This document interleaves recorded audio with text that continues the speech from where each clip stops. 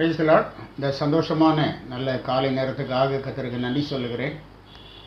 கர்த்தருடைய இரக்கங்கள் தலைமுறை தலைமுறையாக இருக்கிறது.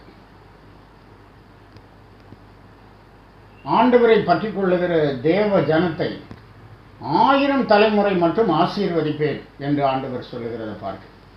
இப்போ தேவனுடைய ஆசீர்வாதம் 1000 தலைமுறைக்கானது என்கிறத நாம் புரிந்து கொள்ள வேண்டும். இந்த காலை நேரத்திலும் கூட நம்முடைய தியானத்துக்காக தெரிந்து கொண்ட வேத பகுதி ஓசியா தீர்க்கதரிசியின் புத்தகம் 8வது அதிகாரம் 12வது வசனம். என் வேதத்தின் மகத்துவங்களை அவர்களுக்கு எழுதி கொடுத்தேன், அவைகளை அந்நிய காரியமாக எண்ணினார்கள்.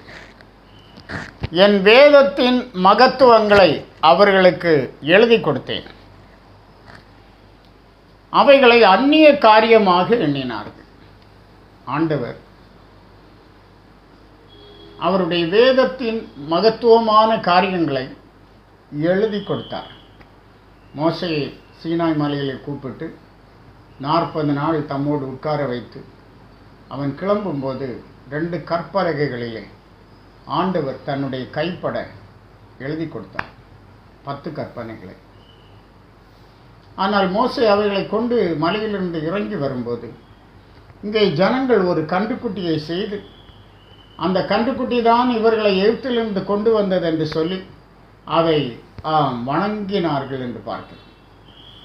மோசே அதை பார்த்து தன் கையில் இருந்த அந்த 2 கற்பலகைகளையும் போட்டு உடைத்து விட்டான் என்று பார்க்க.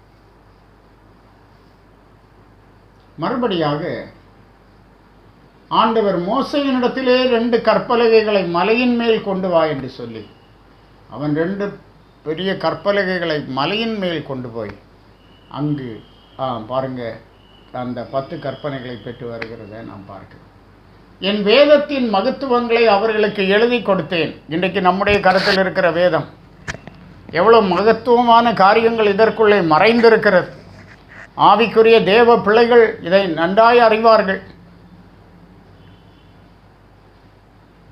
பாருங்க, வேதத்திலே நாம் படிக்கிறோம், பெரோயா பட்டணத்தார் காரியங்கள் இப்படி இருக்கிறதா என்று வேதத்தை ஆராய்ந்தார்கள். ஆகையினாலே அவர்கள் தெசலோனிக்கேயில் உள்ள ஜனங்களை பார்க்கிலும் விசேஷித்தவர்களாக காணப்பட்டார்கள் என்று பார்க்கிறோம். அந்த வேதத்தின் மகத்துவங்களை நாம் அறிய ஆரம்பித்தால்தான் இது எவ்வளோ பெரியது, இது ஒரு பெரிய பெரிய பொக்கிஷம் என்கிறத நம்மாலே அறிந்து கொள்ள முடியும் என்று பார்க்கிறோம். ஆனால் அநேகர் என்ன செய்கிறார்கள், அதை அந்நிய காரியமாக எண்ணுகிறார்கள்.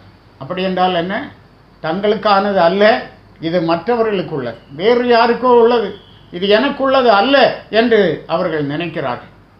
ஆனால் அப்படி அல்ல தேவ பிள்ளைகளே, இது நமக்கு தான், இது உனக்கு தான், இது உங்களுக்கு தான். நீங்கள் இதை ஏற்றுக்கொள்ள வேண்டும். இதில் இருக்கிற சத்தியங்களை அறிந்து கொள்வதற்கு நீங்கள் முற்படுகிறவர்களாக இருக்க வேண்டும்.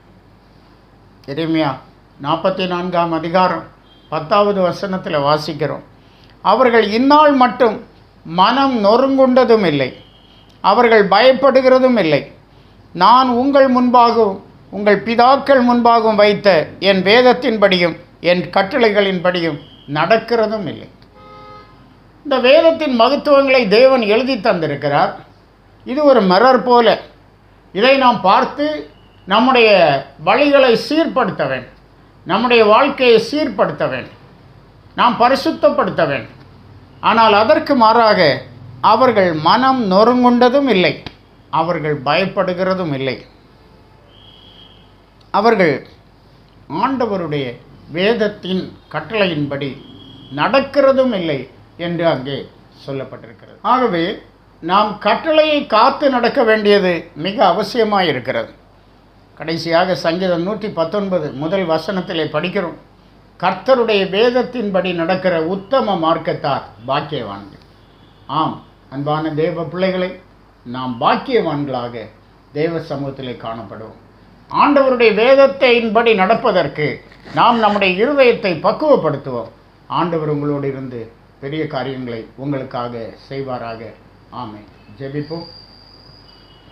நேற்றும் இன்றும் என்று மாறாமல் இருக்கிற எங்கள் நல்ல ஆண்டவரே, உம்மை நாங்கள் ஸ்தோத்திரிக்கிறோம்.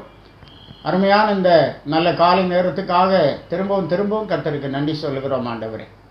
நீர் காலை மாலையும் கலிகூற பண்ணுகிற தேவன், உம்முடைய பிள்ளைகளை நேசிக்கிறவர், நடத்துகிறவர், சத்துருக்கள் மேல் ஜெயம் கொடுக்கிறவர். இந்த நாட்களில் உம்முடைய வார்த்தைகளை காத்து நடக்க கிருபைதார்.